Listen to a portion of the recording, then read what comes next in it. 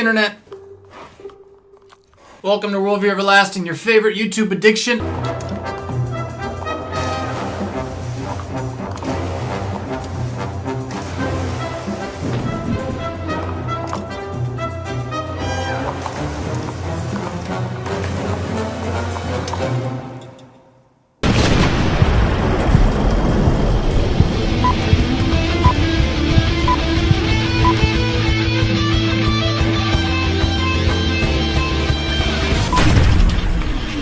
This episode of Worldview Everlasting is brought to you by the letter Awesome, the numbers Sweet Action, and Issues Etc.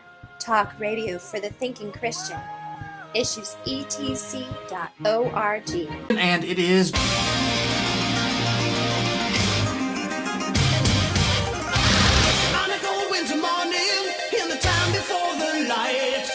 But before we get into the whole shift in text which is taking place between last week, Trinity Sunday, and this week, the season after Trinity, the season after Pentecost, moving from John to Luke and everything, I thought I'd just throw you one little kind of fun bone that came across my mailbox at home this week. I, like a number of other people in the Lutheran Church Missouri Synod and some other Lutheran bodies, am kind of a member of something called Thrivent Financial for Lutherans. It's like this investment fraternal brotherhood organization where you get to, I don't know, buy life insurance and stuff. You know, I got this life insurance policy that'll basically pay for me to get buried if I ever die, that my dad bought for me when I was like wee big, you know? But anyway, so Thrivent is really trying more and more to just be more than just a life insurance policy thing, to actually be someone who teaches you theology and stuff like that. Anyway, so they've been publishing this magazine that I just generally throw out and don't pay much attention to, but I couldn't help. I just couldn't help, and if this gets me in trouble, well, oh well. I just couldn't help but be truly dismayed by the most recent edition's cover page. It blew my mind and blew me away. I mean, here, I just want you to read it and think about it for a minute. I mean, kind of around in this area here, and maybe think about that whole first commandment thing, right? Yeah, what does this mean? We should fear, love, and what was it again? Something in who above all things? And so here's kind of just a funny thing to me. So here we have a generation. 4 generations all putting their something into something that's not something, and it makes me wonder, what about putting our something into that something? Yeah? And so well, look here, tips on talking to a teen about faith. I mean, you just can't believe it. So in this article in the thing about how to talk to your teens about faith, which apparently, since it's so important to pass on our investment opportunities with the same company, we can also have that company tell us what is right about faith, and along with all this stuff about how not to be too rigid about making your kids go to church with any regularity, they quote as a positive example this poor woman who had this great idea to tell her kids when they got confirmed that it was really up to them if they wanted to go to church, they could make the decision themselves. And then they quote her as being surprised when her 2 oldest kids decided not to go to church after high school ever again. But it's so great because the 3rd one still does. So 4 generations keeping the financial investment company and that company teaching us how not to put our fear, love, and trust really too much into that thing that maybe should have our fear, love, and trust. I can't, it's beyond words to me.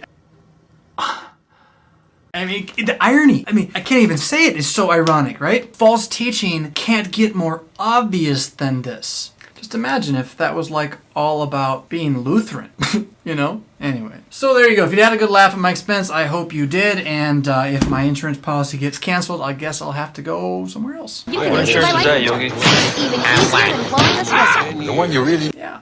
Meanwhile, Luke chapter 7 verses 1 through 10, we're back in the book of Luke. Oh my goodness, what happened? And for the remainder of the church year, the ordinary time, the regular season, we're going to be looking at, in the book of Luke, not the story arc so much as the particular teachings of Jesus, the words of Jesus, which we skipped over when we followed that story arc from Christmas to Easter. Although, of course, the story arc will be important understanding these words, because you can pull a word out by itself and have it, really get messed up without its context. So we do got to keep it in its context, which will be especially true today as well, where we see Jesus healing a centurion servant without even being there. Whoa.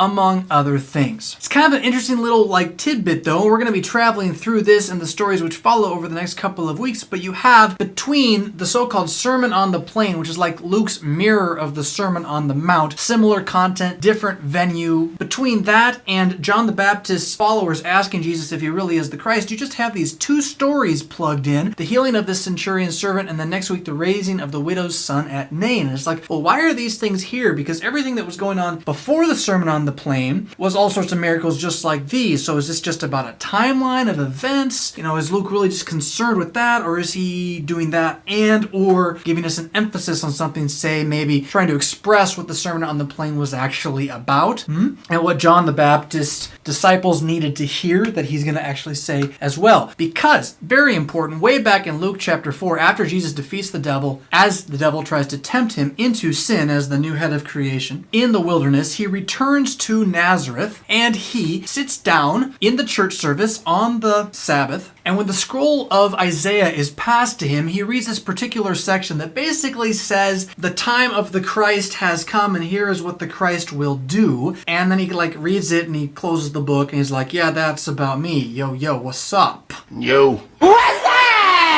You know, bring it. And, but then, you know, they try to stone him and he walks out and he starts doing what he just said was going to happen, right? So Isaiah says, the Spirit of the Lord is upon the Christ, anointing him to preach the good news, proclaim liberty to the captives, the recovery of sight to the blind, liberty to the oppressed, and the year of the Lord's favor. Now, along with immediately going out from this place, healing a man with an unclean spirit, healing many more people of all sorts of diseases, and then insisting that his real job is to preach the good news, it is necessary that he preach this good news about his own being the Messiah in the synagogues, cleansing lepers, healing paralytics, calling apostles to preach more of this good news, healing a man with a withered hand, and generally being Lord of the Sabbath. Jesus presents himself as an honest interpreter of Scripture. Yes, this thing's about me, so here, look. Zap, zap, zap. See? But all with this emphasis on his preaching this good news, this it is necessary that I must preach it good news, which if you track that word, de, in the Greek, it is necessary through the gospel, you'll find that what is really necessary, this good news, is that he not zap, zap, zap, do all this little kind of temporal healing, but that he die and rise again in accordance with the scriptures of old as the salvation of the world. Well, all of this then leads into this Sermon on the Mount, which has its own form of the Beatitudes, in which I think it's much easier to see how the Beatitudes are gospel, not law. Blessed are the poor, blessed are the hungry, blessed are the weeping, blessed are the hated people, and that's it. And you can't really do any of those things, right? I mean, because being hated is not a virtue and being impoverished is not a virtue. It's states of oppression, right? Which is what he's just said he's here to get rid of. And then he gives these woes with it as well. What are the rich? What are the filled? What are the laughing? What are those who are spoken well of?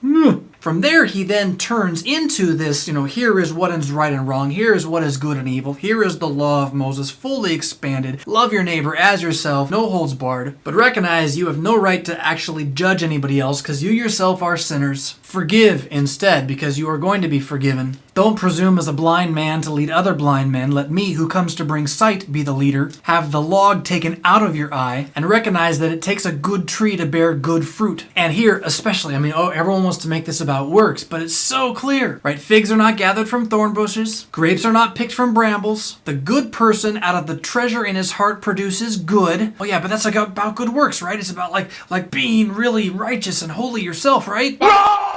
And the evil person out of his evil treasure produces evil, for out of the abundance of his heart his mouth speaks. Fruit, words, and follow through with what's going on. I'm sent to preach as well as heal. Blessed are those who need this preaching, understanding that forgiveness is what it's about. Good trees bear good fruit. I bring the fruit, these words. So why do you call me Lord, Lord, and not, bad translation, do what I tell you? Yeah, here we are again with poieo, this word that can mean do but also means make, and basically kind of historically etymologically means to produce or bring forth. And so by translating it do, we make it an action hand word when it can be much more than that. In fact, it usually is. In fact, poieo, related to poiete, is where we get the word poet, artist, one who produces beautiful words. It would be an illegitimate totality transfer to say that the word is poet, right? Why do you call me Lord, Lord, and not do poetry? mean, that's not what's going on. But it's so much more than just about blind obedience to action. Why do you call me Lord, Lord, and not produce the words that I am producing for you? Why don't you make these words back? Here I am preaching that I'm going to die and rise for you again, and all you can do is talk about how you want this, that, or the other thing. This guy's talking about what he wants for Christmas. And reject me and say that I can't possibly be the one that I am. Which is why he then says in verse 47, the immediate context, that everyone who comes to me and hears my words and poieo produces them. That would be like,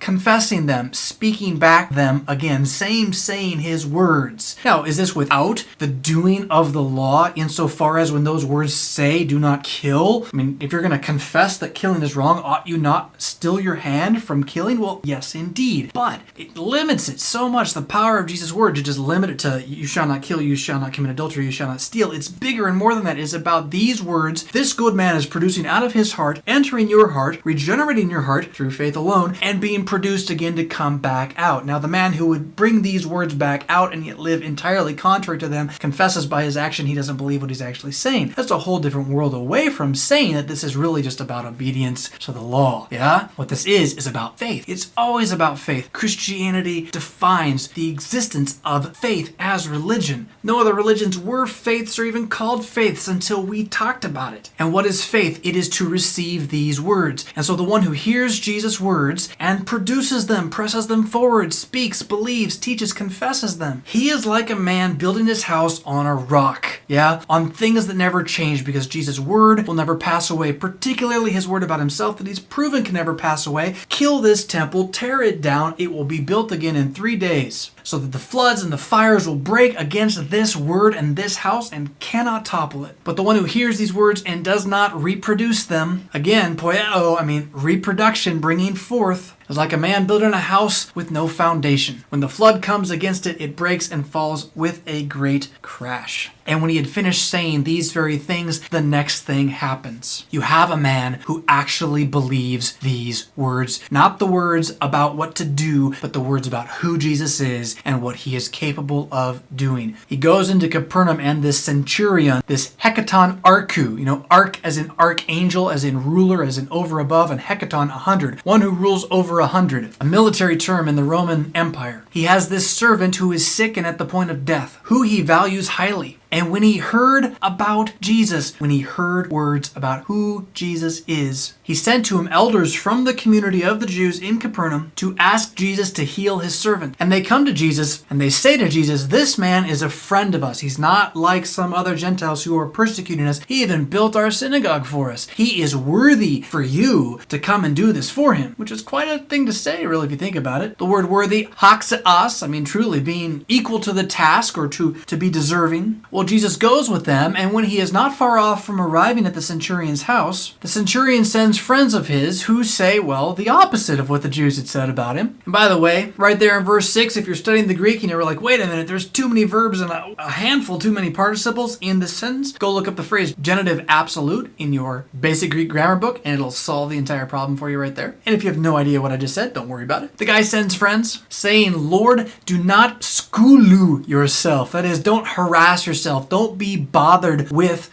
me, because I am not hikanas, sufficient, filled up enough to have you, who I know who you are, come under my roof. I am not exeosa, this is again related to that word axeas, worthy to come to you. Does that sound like, repentance? A little bit? Like maybe believing in one's own lack of value before God in the flesh? But he says, epe logo, speak the words.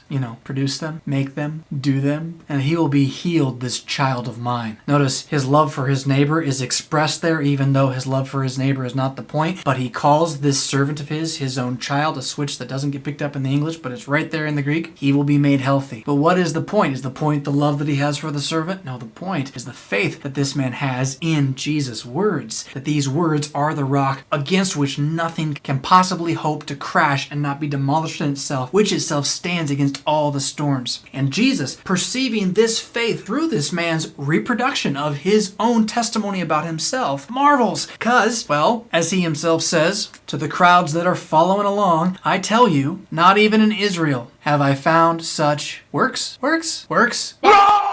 Pistis, faith. That's what it's about. And so he doesn't go to the guy's house, but when the friends who had been sent to talk to Jesus went back, guess what they found? Jesus' word was done. So what's the point? Well, it's going to continue in the next story with this whole widow's son thing. The point is what Jesus has been saying from the beginning, that what he is really ultimately sent for is to preach the good news about who he is and what he's going to do, and that the result of this good news as salvation is faith created in you. This faith, of course, as we've talked about many times, will produce good works and love and all this, leading into the final righteousness which we will receive by sight on the last day unto eternity, where there'll be no more hate or pain or suffering or discord, yeah? But what is it about first and foremost? This free gift of faith given to you in words about Jesus. And as a good tree producing this fruit himself, replanting this seed in you, when this seed grows, the fruit that it produces, first and foremost, is the confession of this same word. And the man who builds with this word, speaks this word, teaches, confesses this word, builds on a rock. And the man who says otherwise and looks even to build with his own works of love, builds on nothing but sand. Really, ultimately. What's your foundation? What's your rock? That's a key question for the Christian to ask. And the answer is never you. The answer is Jesus for you. Jesus, the speaker of eternal words, the Word made flesh himself, who now by the Spirit's inhabitation even produces that good fruit, makes it, does it from your mouth before the entire world. Crazy that, huh? Well, hope that helps a little bit. We are out of time for the day, and that's just not karate at all. We will catch you guys next time. Rock on.